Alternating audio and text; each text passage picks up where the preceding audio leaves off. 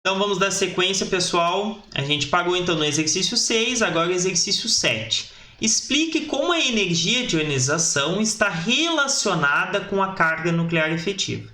O que é a energia de ionização? É a energia necessária para retirar um elétron de um átomo no estado gasoso.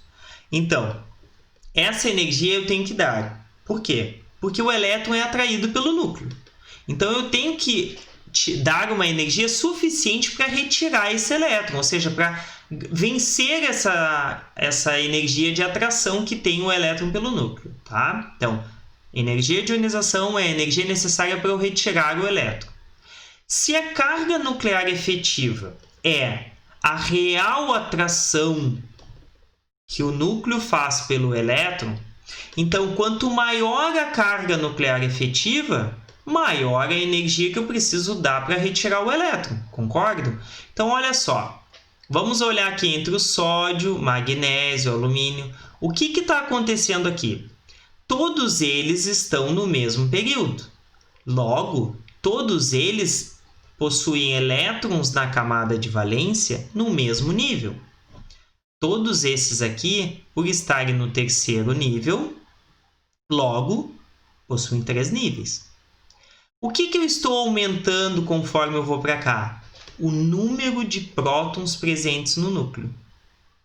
E os elétrons que estão aumentando estão ficando sempre no mesmo nível, lembram? Logo, a carga nuclear efetiva vai aumentando do sódio para o magnésio, do magnésio para o alumínio e assim por diante. Se eu aumento nesse sentido a carga nuclear, logo eu também aumento a energia necessária para retirar um elétron. E olha só, o sódio possui uma energia de ionização de 494, já o magnésio de 736. Então, a energia para eu retirar um elétron do sódio é menor, ó, essa é a energia necessária, do magnésio 736. Por quê? Porque a carga nuclear aumenta. E aqui, 577, existe uma tendência de aumento nesse sentido, ó. Claro que aqui varia um pouquinho, mas aí, ó, 786, 1000, 1000, vai indo. Então, aumenta. Ah, professor, mas existe aqui uma quebra. Bom, isso é um outro assunto. A tendência de aumento. Então, conforme eu aumento a carga nuclear efetiva, eu tenho que dar mais energia para retirar aquele elétron. Tranquilo? Explique o que é o fenômeno de simetria dos orbitais e qual o efeito ele tem sobre a energia de ionização. Dê exemplo. Então, lembra que tinha uma quebra? A tendência era de aumento, mas vinha, caía e depois voltava a subir de novo. É isso. Em algumas famílias, ao longo de um mesmo período, então, ó, aqui é o mesmo período. Então, esse aqui pertence à família 1, 2, 3. Em algumas famílias, ao longo de um mesmo período, a energia de ionização tem a sua tendência de aumento interrompida. Isso se deve ao efeito de simetria dos orbitais. Uma maior simetria dos orbitais causa uma redução no estado energético do elemento, ou seja, quanto mais simétrico, mais estável, de menor energia. Então, olha só. Vamos supor, vou tirar este elétron aqui. Aqui está a distribuição dos elétrons, né, do lítio. Quando eu retiro esse elétron, ele só tem um elétron nesse subnível S. Se eu tirar ou não tirar, continua sendo tudo simétrico.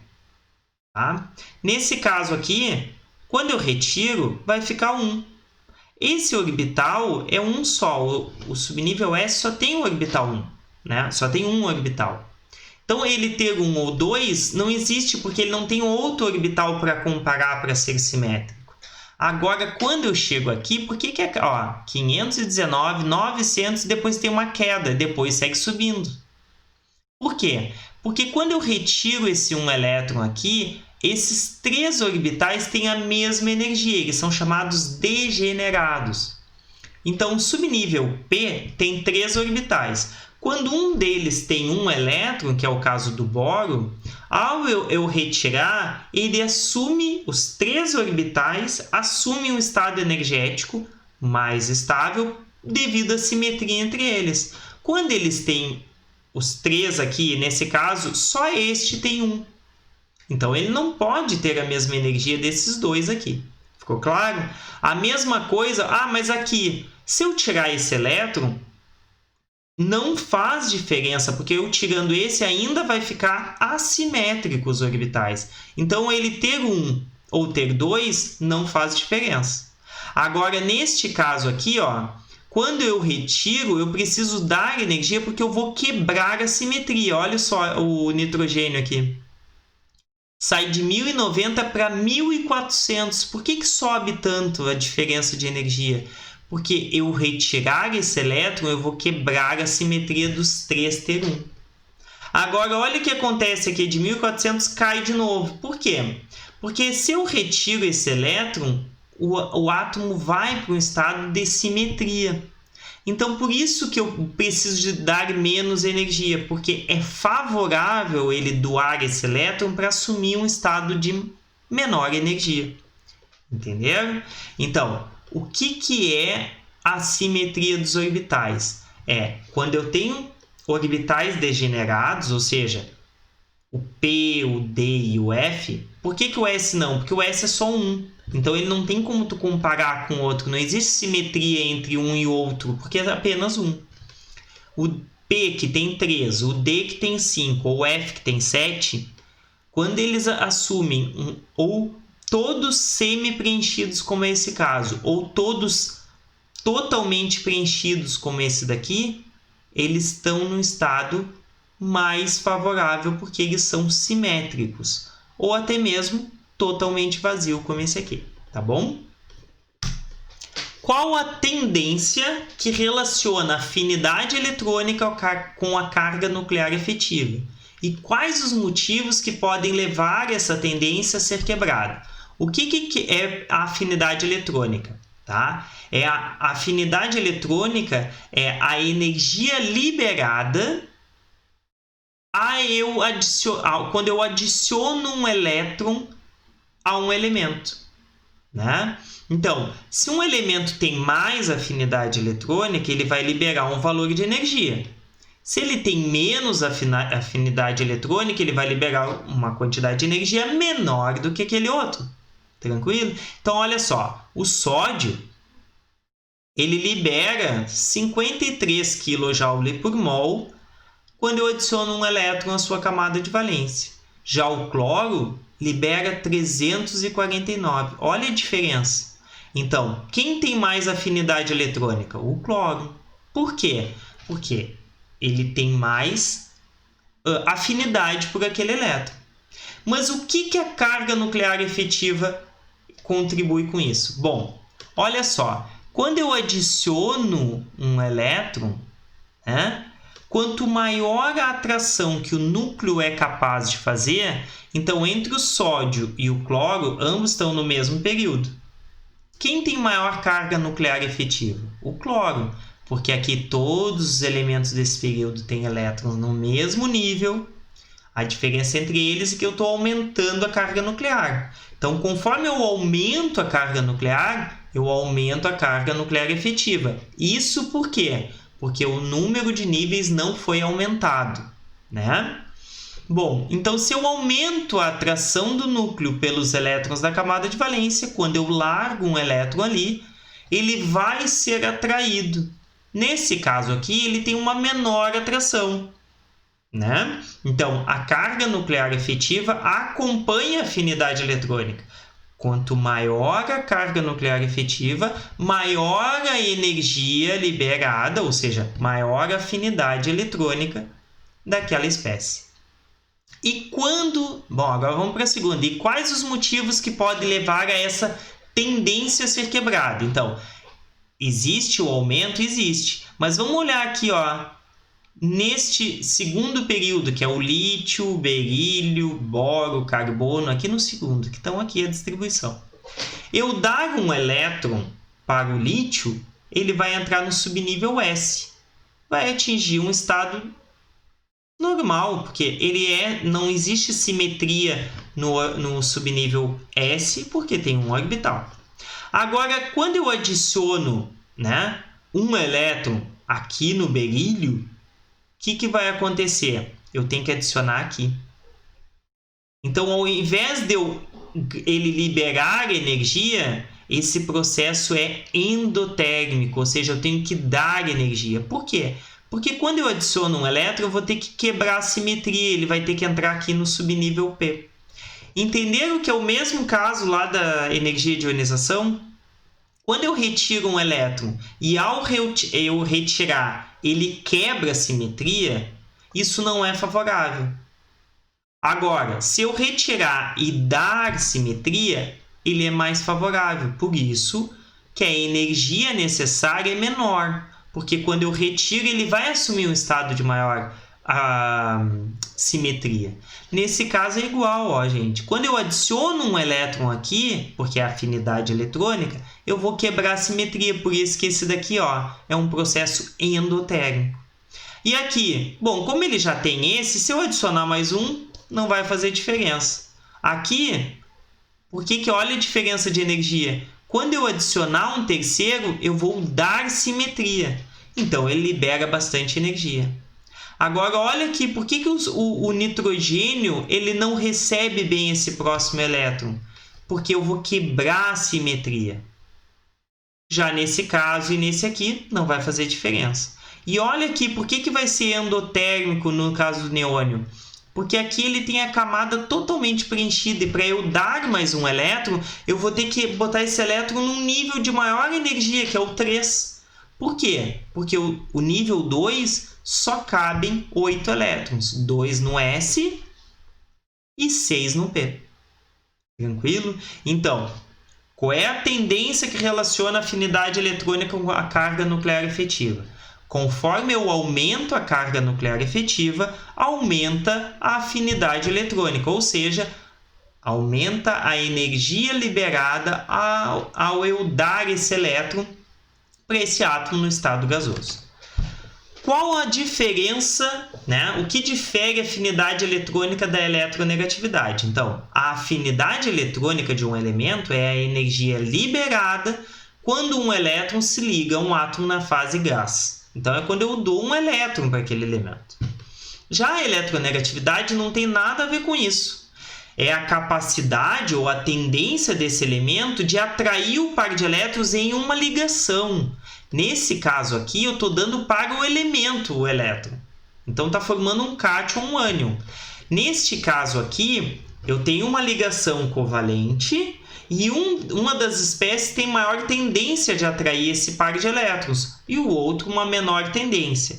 Isso vai formar, no caso da eletronegatividade, uma carga parcialmente negativa e uma parcialmente positiva. Quando eu dou um elétron na afinidade eletrônica, eu formo um ânion, ou seja, uma carga formal, porque ele ganhou um elétron. Aqui não, é só uma aproximação da nuvem eletrônica. O primeiro elétron adicionado a um elemento neutro pode ocasionar em uma reação ser tanto endotérmica quanto exotérmica. Entretanto, a partir do segundo elétron, sempre será um processo endotérmico, ou seja, que eu tenho que dar energia. Por quê? Porque é o seguinte, quando eu dou o primeiro elétron, que é a afinidade eletrônica, eu estou dando um elétron com uma espécie neutra. Quando eu vou dar o segundo, a espécie já é carregada negativamente. Então, vai existir uma repulsão entre o elétron e aquele ânion, que já tem carga negativa. Então, é bem óbvio, né? Como a gente sabe que cargas opostas se atraem, cargas iguais se repelem, né? Então, quando eu dei um elétron, aquela espécie assumiu uma carga negativa. Quando eu aproximo o próximo elétron, ele vai se repelir. Então, eu já estou dando elétron para uma espécie negativa. A mesma coisa seria na energia de ionização, que não tem nas perguntas. Quando eu tiro o primeiro elétron, ele tem um valor. Eu tenho que dar uma determinada energia. Para retirar o segundo, sempre vai ser maior que o primeiro. Por quê? Porque eu já estou tirando elétron de uma espécie que já é deficiente de elétrons. Então, o primeiro sempre vai ter uma energia menor do que o segundo, que por sua vez é menor que a terceira. Então, a energia de ionização sempre vai ser A primeira menor que a segunda, que é menor que a terceira. E isso porque eu estou tirando uma espécie que já é deficiente de elétrons. 12. A seguir está a configuração eletrônica, né, do elétron mais energético de elementos neutros. Isso faz muito sentido, tem que gravar isso. A partir dela, faça a distribuição eletrônica completa e indique o elemento a qual pertence, número atômico e suas coordenadas na tabela periódica, ou seja, família e período. Então tá aqui, ó. Eu dei que no A é 2p2. O que quer dizer isso? Que o último elétron terminou. Eu fiz toda lá, 1s2, 2s2, 2p6, 3s2, na ordem ali do diagrama. Terminei em 2p2. O que eu quero? A distribuição completa. Então, olha só, está aqui o 2p. Não tem outro lugar que tenha 2p. Tem 3, 4p, 5p, 6p, 7p. 2p só tem esse aqui. O que eu faço? Copio o contrário. Ó. Antes dele veio 2s e antes dele 1s. Então, está aqui, ó, 1s2, 2s2, 2p2. Quantos elétrons tem aqui? 2, 4, 6. 6 elétrons. Como eu sei que o átomo é neutro, por isso que eu disse que é importante gravar isso. Se o elemento é neutro, quer dizer que o número de elétrons na eletrosfera é igual ao número de prótons no núcleo. Logo, se ele tem 6 elétrons, ele tem 6 prótons. E o número de prótons não é igual ao número atômico? Se é igual ao número atômico, o único elemento número atômico 6 é o carbono. Então, eu sei identificar o elemento a partir da sua distribuição eletrônica do elétron mais energético, desde que seja uma espécie neutra. Coordenadas na tabela. Olhem só. Eu sei que é o carbono, mas eu não quero que vocês vá lá na tabela periódica. Eu só construí aqui um esqueleto dela. Ó, 2 é o nível. O nível não coincide com os períodos? Então, os elementos que estão no período 1 têm o nível 1. Ou seja, o elétron mais energético está no nível 1. Os elementos que estão no nível 2 têm o elétron mais energético no nível 2. O 3, elétron mais energético no nível 3 e assim por diante. Então, o 2, então este elemento que a gente está falando está aqui no período 2. É o P, então não é S, não é D, até porque o 2 não tem D. O 2 é aqui no P. E não é 2, ó, 2P2. P1, P2. E se fosse P3? P3. Se fosse P4? P4. Se fosse P5? P5. Se fosse P6? P6. Então, como é 2P2, então 2 quer dizer, o primeiro 2 aqui, esse grande, diz o nível. Tá aqui, é o 2. O P é qual dos blocos? É o P. E como é o 2 aqui elevado, é o segundo elétron. Se fosse o primeiro, seria aqui. O segundo é aqui. O terceiro é aqui. Então, o 2 está aqui. Então, coordenadas. Período. Segundo período, porque está no segundo, ó, na segunda linha. E na família? Família 1, 2, 3, 4, 5, 6, 7, 13, 14. Então, 14ª família. Tranquilo? Era isso. Bem simples. Então, tá aqui, ó. Vamos fazer mais um. O B. Mesma coisa. 3P. Fui aqui até o 3P e depois copiei ao contrário. Ó. Quem é que vem antes? 3S2, 2P2, 2P6, 2S2, 1S2. Então, ó, 1S2, 2S2, copiei. Somei os elétrons, deu 18. Como é um elemento neutro, número atômico 18, é o argônio. Como é que eu vou achar ele?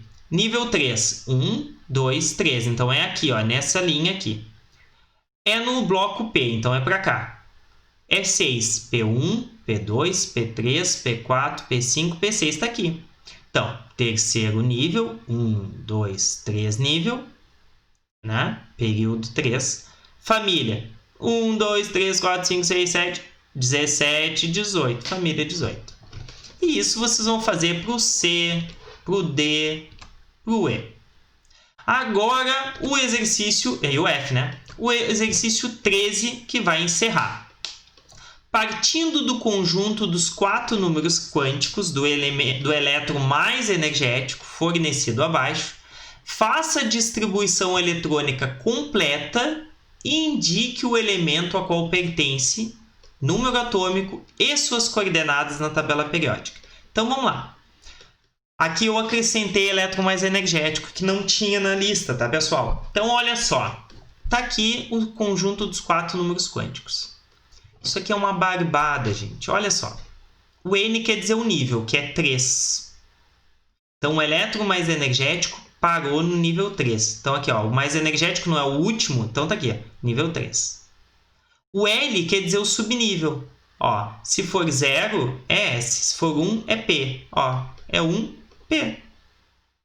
Agora, quantos elétrons tem nesses orbitais? Bom, aí a gente precisa saber. Ó. O S só tem um orbital. O P tem 3. O D tem 5. O F tem 7. Como ele parou no P, pode ter parado em qualquer um desses 3 orbitais aqui. Mas ele me disse que parou no -1. Então, ele parou nesse aqui. Como é que a gente preenche esses subníveis? Não é botando todos os elétrons para cima, ó. Mais um, mais um, mais um. Depois, -1, -1, -1. Sempre eu vou semi-preenchendo os orbitais até o final. Depois eu volto preenchendo os elétrons, não é? Então, ele parou no orbital -1, que é este aqui. Como é que eu vou saber se ele foi e voltou? Por causa desse aqui, ó. O primeiro elétron sempre é para cima e é +1. Então, o elétron que parou foi no +1, então só tem um elétron. Se fosse -1, ele teria +1, +1, +1 e o próximo é -1, entenderam? Então, sempre eu boto um para cima, outro para cima, outro para cima. Todos os elétrons que ficam para cima são com o número quântico spin mais meio. Se fosse para baixo, menos meio. Então, eu sempre boto o spin para cima, depois eu volto. Eu só vou poder botar o para baixo quando todos tiverem para cima preenchido. Tranquilo? Então, agora, com o 3p1, que é a configuração do elétron mais energético, o que eu vou fazer? Vou na tabela periódica, no diagrama, faço a distribuição contrária, e aí eu chego aqui, ó, 2, 4, 10, 12, 13. 13 elétrons, número atômico 13 é o alumínio, mesma coisa que eu fiz no exercício anterior. Mais um. 4. Número quântico principal 4. Tá aqui, 4. Número quântico secundário 2, ó, 0 é S, 1 é P, 2 é D. Então, aqui, 4D. Agora, o D tem 5 orbitais. Olha aqui, 5 orbitais. Como é que eu vou saber quantos elétrons tem? Primeiro, parou no +2. Tá aqui. O último elétron parou aqui. Agora, eu tenho que saber se foi para cima ou para baixo. E isso faz toda a diferença. Foi para cima. Primeiro, eu vou botando todos os elétrons para cima. Ó.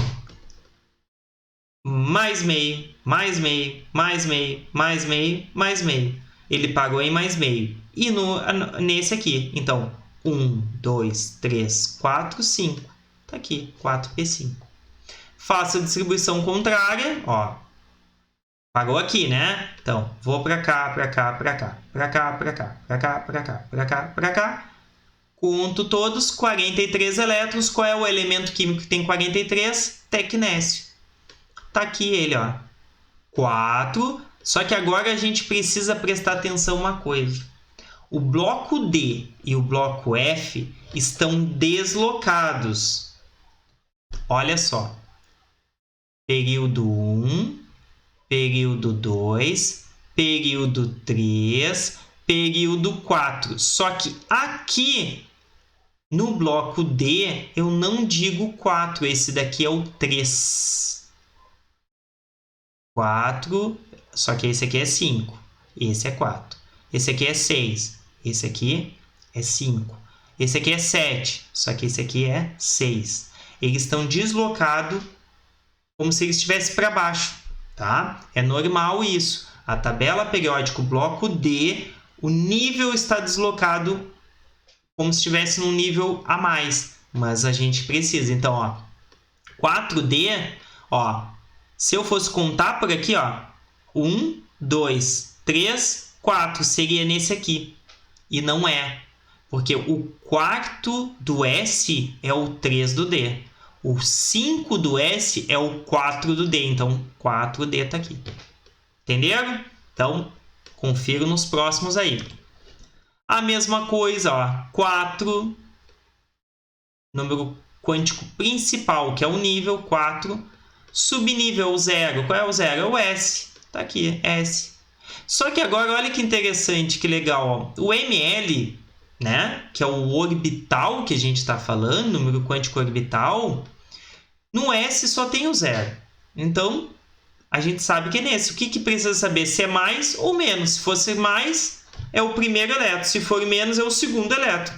Como é o mais, é o primeiro elétron, 4s1. Barbada, 4s1, faça o contrário, descubra que é o potássio. E olha que interessante, 1, 2, 3, 4. Não é o 4? O S, tá aqui o bloco S. 1 é esse aqui. E se fosse o 2, seria esse aqui. Tranquilo? Bom, e aí tem as outras distribuições.